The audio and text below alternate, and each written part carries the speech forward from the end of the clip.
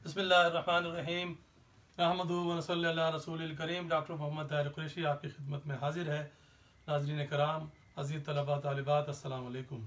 सिलसिला है ग्रेजुएशन का उर्दू का पर्चा, BA BSc BCom का। किताब मखज़न अदब है और सवाल नंबर 5 अलिफ, गज़ल के अशार की तशरीह। इससे पहले आप गालिब की पहली गज़ल की, आतिश की गज़ल की, मीर दर्द की दोनों गज़लों की, मीर दर्द की एक गज़ल की और मीर तकी मीर की दोनों गज़लों की तशरीह आप मुलाहिज़ा कर चुके हैं।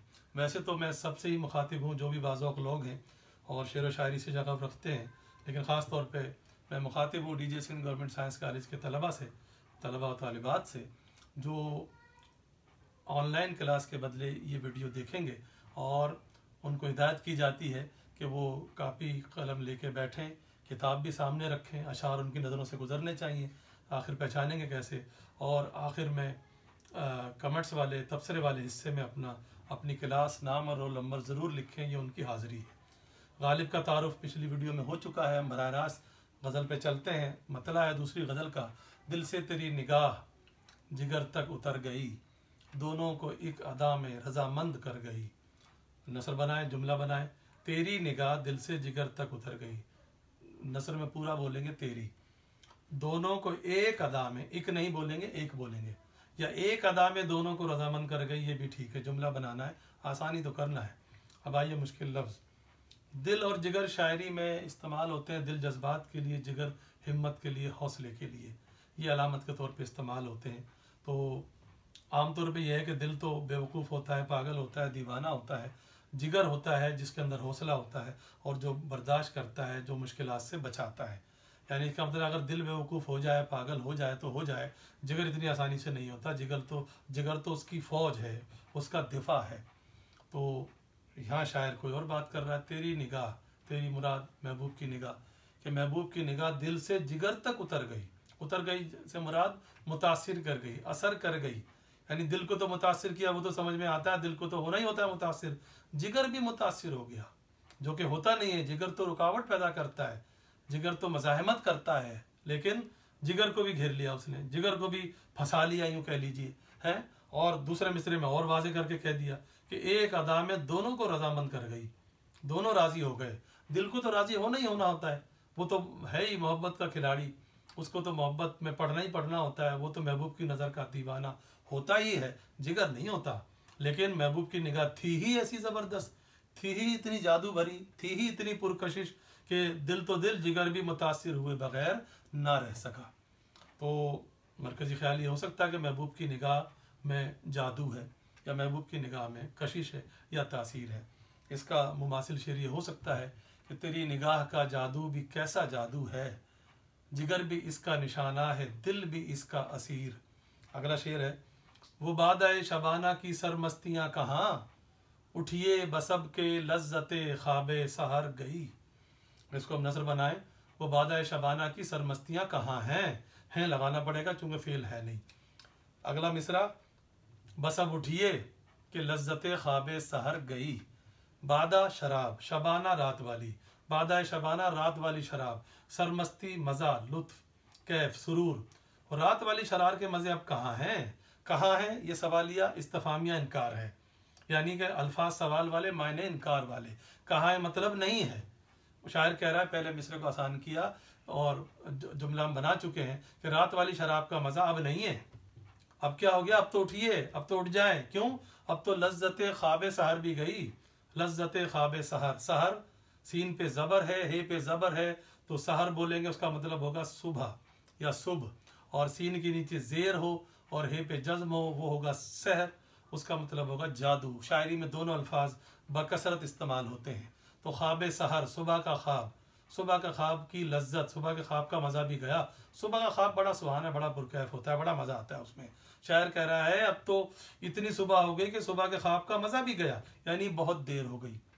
अगर वक्त पर आते, यानी रात को आते, क्यों सारी मौज मस्ती, सारी महफिल तो रात को थी, सब शराब वगैरह तो सब तो रात ही को मिल रही थी, सारा मज़ा रात को था। अब मांग रहे हो? अब तो नहीं, अब तो भाई बहुत वक्त हो गया है, अब तो दिन चढ़ाया है, अब तो सुबह के ख्वाब का मज़ा भी चला गया, यानी दिन अच्छा खासा चढ़ आया है। ऐसे मौके पर रात वाली शराब का मज़ा मांगना बिल्कुल फजूल बात है, गलत बात है। रात वाली शराब का मज़ा चाहिए था तो रात को आते, जब रात को नहीं आए तो अब मज़ा नहीं मिलेगा, अब तो दिन चढ़ चुका है। तो कहना ये चाह रहा है कि हर चीज़ अपने वक्त पर ही अच्छी लगती है। जो बुनियादी बात निकली हमेशा उसकी नीयत और उसमें से चीज़ यानी कि मरकजी ख्याल जो निकाला करें, इस तरह निकाला करें कि उससे एक जनरल एक आम मफहूम भी बन सके। जैसे इसमें बन रहा है कि अगर रात को जाते तो शराब का मज़ा मिलता, रात को नहीं गए तो बाद में रो रहे हैं फिर नहीं मिला मज़ा, तो अब थोड़ी मिलेगा मज़ा, अब तो सुबह के ख्वाब का मज़ा भी चला गया, यानी दिन चढ़ चुका है। तो इसका मुमासिल शेर ये हो सकता है कि कहाँ की महफिल शब और कहाँ का कैफ खुमार, सहर का ख्वाब भी बस एक फसाना था यारो। अगला शेर है, हर बुल हवस ने हुस्न परस्ती शियार की, अब आब रुए शेवाए अहले नजर गई। इसको हम सीधा करेंगे, हर बुल हवस ने हुस्न परस्ती शियार की, जुमले में भी ऐसे रहेगा, फिर आखिर में ही है, और दूसरा भी ऐसे रहेगा, अब आब रुए शेवाए अहले नजर गई। बुल हवस लफ्जी मतलब हवस का बाप, असल मतलब लालची। हर लालची ने, हुस्न के लालची ने, हवस के पुजारी ने, हुस्न परस्ती हुस्न को पूजना या हुस्न के पीछे भागना, उसको शियार कर लिया। शियार करना आदत बना लेना। हर लालची, हर हवस परस्त आदमी ने अच्छे चेहरों के पीछे भागने को इश्क समझ लिया, अपनी आदत बना लिया है, हुस्न परस्ती को अपनी आदत बना लिया है हर लालची हवस परस्त आदमी ने। अब इससे हुआ क्या नुकसान कि आबरूए शेवाए अहले नज़र, ये भी गालिब की ईजाद करदा वज़ा करदा तरकीब है कि इन अल्फाज को इस तरह पहले इकट्ठा नहीं देखा गया। तो शेवाए अहले नज़र लफ्ज़ी मतलब नज़र वाले, जैसे अहले खाना घर वाले, लेकिन अहले नज़र का असली मतलब है गहरी नज़र रखने वाले, पुरखुलूस लोग, गहराई में देखने वाले, बसीरत वाले, बसारत वाले नहीं, बसीरत वाले।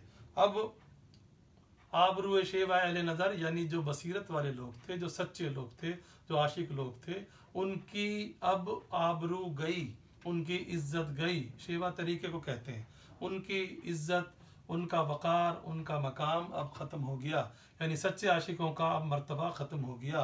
क्यों कि 2 नंबर आशिक जो हैं, जो जाली आशिक जो हैं, जो लालची हैं, आशिक वाशिक नहीं हैं, सिर्फ हुस्न के पुजारी हैं, और उन्होंने हर हुस्न के, हर हसीन चेहरे के पीछे भागने को अपना वतीरा बना लिया है, आदत बना लिया, और उसको मोहब्बत कहते हैं।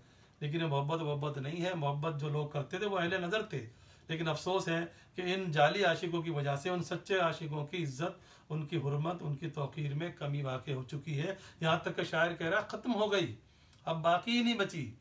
अब जो अहले नज़र का शेवा था, जो उनका तरीक़ा था, अब उसकी इज्जत ख़तरे में पड़ गई है। यानी कहना ये चाह रहे हैं कि जाली लोगों के आने से, 2 नंबर आशिकों के आने से अब सच्चे आशिकों की कदर व कीमत ख़त्म हो गई है। अब क्या ये बात सिर्फ आशिकों ही पर लागू होती है? जी नहीं, ज़िंदगी के हर शोबे में 2 नंबर लोग आए हुए हैं, जाली लोग आए हुए हैं। 2 नंबर में सिर्फ आपके अवामी रोज़मर्रा के मुताबिक अर्ज़ कर रहा हूँ, जैसे आप लोग कहते हैं, मैं समझाने की गरज से कह रहा हूँ। तो ज़रूरी नहीं कि आप इसको लिखें वही जो मुनासिब अल्फाज हों, ये सिर्फ आपको एक समझाने का एक ढंग है कि अब जो अहले नज़र थे, जो सच्ची नज़र रखते थे, जो सच्चे पुरखुलूस मोहब्बत करने वाले लोग थे, जो उनका तरीक़ाकार था, जो उनका अंदाज़ था, वो अंदाज़, उसकी इज्जत, उसकी आबरू ख़तरे में है। क्यों कि अब जाली आशिकों ने उनका नाम ख़राब कर दिया है। और ये इसका इतलाक़ ज़िंदगी के हर शोबे में होता है। हर शोबे में जाली लोग आगे आ जाएं तो जो मुखलिस और खालिस और अच्छे लोग होते हैं, असली लोग जो होते हैं, वो पीछे चले जाते हैं। यही शायर कह रहा है, यही मरकज़ी ख्याल है कि जाली लोगों के आने से मुखलिस लोगों की इज्जत ख़तरे में पड़ जाती है। इसी का मुमासिल शेर ये हो सकता है कि उशाक की तौक़ीर कहाँ दौरे हवस में, ए दोस्त अब न छेड़ मोहब्बत का फसाना। आखिरी माफ़ कीजिए, आखिर से पहले वाला शेर है, फ़रदाओ दी का तफरीक़ा यकबार मिट गया, कल तुम गए कि हम पे क़यामत गुज़र गई। इसको हम नज़र बनाए, फ़रदाओ दी का तफरीक़ा यकबार मिट गया, ऐसी रहेगा, कल तुम गए कि हम पे क़यामत गुज़र गई, ये भी तरतीब में ही है, यानी नस्र की तरतीब ही में है। तो अब आइए आसान कीजिए, फ़रदा आने वाला कल, दी गुज़रा हुआ कल, एक टुमारो, एक यस्टरडे अंग्रेज़ी में जिसको आप कहते हैं, तफरीक़ा फ़र्क, यकबार एकदम, आने वाले कल का और गुजरे हुए कल का, यानी हाल का और माफ़ कीजिए माजी का और मुस्तकबिल का फ़र्क, फ़ौरन ख़त्म हो गया, थोड़ी देर के लिए मिट गया, ख़त्म हो गया। कब हो गया भाई? वो दूसरे में बता रहे हैं, कल तुम गए, यानी जब तुम गए तो माजी और मुस्तकबिल हमारे नज़दीक ख़त्म हो गए। हमें नहीं पता आज कौन सा दिन है, कल कौन सा दिन था, और हम पे तो क़यामत गुजर गई, क़यामत गुजर गई, मुसीबत टूट पड़ी।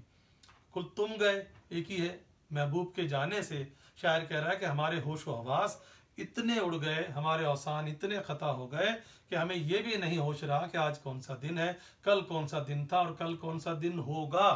तुम्हारे जाने से हम पर मुसीबत ऐसी पड़ी, हम इतने घबरा गए, हम हवास बाख्ता हो गए, हमारी सिट्टी गुम हो गई कि हम माजी और मुस्तकबिल का फ़र्क, आने वाले कल और गुजरे हुए कल का फ़र्क भी भूल गए। यानी हम अपने होश व हवास खो बैठे, यानी खो बैठे, माफ़ कीजिए जल्दी में तलफ़्फ़ुज़ ऐसा हो जाता है। तो शायर ये कह रहा है कि महबूब के जाने से उस पर क़यामत टूट पड़ी है, ये कहना चाह रहा है। इसलिए, या ये यूँ कह लीजिए, मरकज़ी ख्याल ये हो सकता है कि महबूब के जाते ही शायर अपने होश व हवास खो बैठा है, ये ज़रा ज़्यादा करीब है। अब आइए इसका मुमासिल शेर, बरहम है हम ज़माना भी बरहम है दोस्तों, तुम क्या गए कि होश हमारे ख़ता हुए। आखिरी शेर मक्ता है, उसको मुख्तसर समझ लें। मारा ज़माने ने असदुल्लाह खां तुम्हें, वो वलवले कहाँ वो जवानी किधर गई। असदुल्लाह खां पूरा नाम जानबूझ के बांधा है, तुम तो असदुल्लाह थे, अल्लाह के शेर, और ख़ान भी थे, और फिर गालिब भी, लेकिन गालिब बांधा नहीं उन्होंने, तुम्हें ज़माने ने मार दिया, वरना तुम तो बहुत कुछ थे। वो वलवले कहाँ हैं, वो जोश जज्बा कहाँ है, वो जवानी कहाँ है। मतलब बुढ़ापे ने तुम्हें ख़त्म कर दिया, तुम्हारे अंदर कोई जोश जज्बा, कोई ताकत, हिम्मत, जुर्रत बाकी नहीं है। ज़माना किसी को नहीं छोड़ता, तुम्हारी क्या औकात है। ये इतना ही काफ़ी है। तो तलबा, तालिबात और नाज़रीन कराम, ये थी गालिब की दूसरी गज़ल ग्रेजुएशन के सिलसिले की, जिसकी तशरीह आपकी खिदमत में पेश की गई। उम्मीद है आपको पसंद आई होगी। अगर ऐसा ही है तो हमारे चैनल को सब्सक्राइब कीजिए, वीडियो को लाइक कीजिए, और कोई ना कोई तबसरा ज़रूर किया कीजिए। बहुत शुक्रिया।